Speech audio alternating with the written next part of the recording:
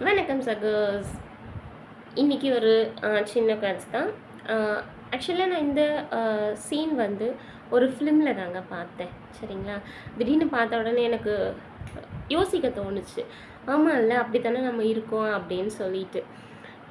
என்ன அப்படின்னு சொன்னால், இப்போ நீங்கள் பஸ்ஸில் ஏதோ போயிட்டுருக்கீங்கன்னு வச்சுக்கோங்களேன். தெரியாமல் இறங்கும்போதோ அல்லது தாண்டி உள்ளே போகும்போதோ ஒருத்தருடைய காலை தெரியாமல் மிதிச்சிட்டோம் அப்படின்னு சொன்னால் சாரி சாரி அப்படி சொல்லுவோம். இல்லை மன்னிச்சிடுங்க அப்படின்னு சொல்லுவோம்.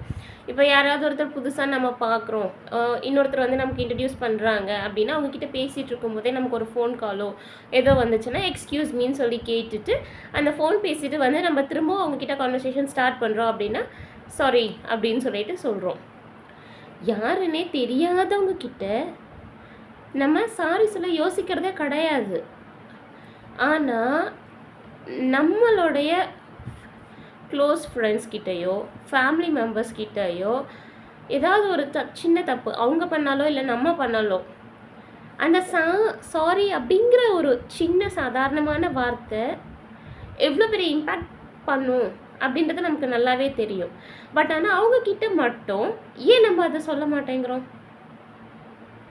யாருன்னே தெரியாதவங்களுக்கு கொடுக்குற ரெஸ்பெக்டையும் அவங்கக்கிட்ட சொல்கிற சாரியையும் ஏன் நமக்கு தெரிஞ்சவங்க கிட்ட அதாவது நமக்காக இருக்கிறவங்க கிட்ட சொல்கிறதுக்கு ஏன் தயங்குறோம்?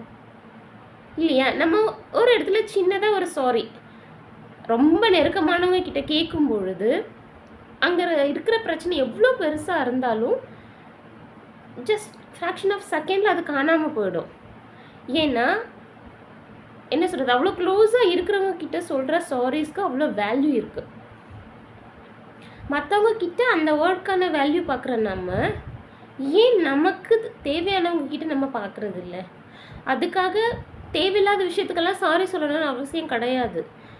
உங்களுக்கு அந்த ரிலேஷன்ஷிப் எவ்வளோ முக்கியம் அப்படின்ற ஒரு சுச்சுவேஷனில் நீங்கள் சாரி சொல்கிறதுல தப்பே இல்லை. So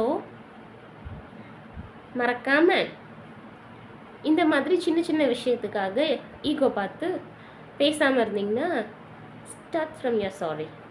It will help you. Bye bye.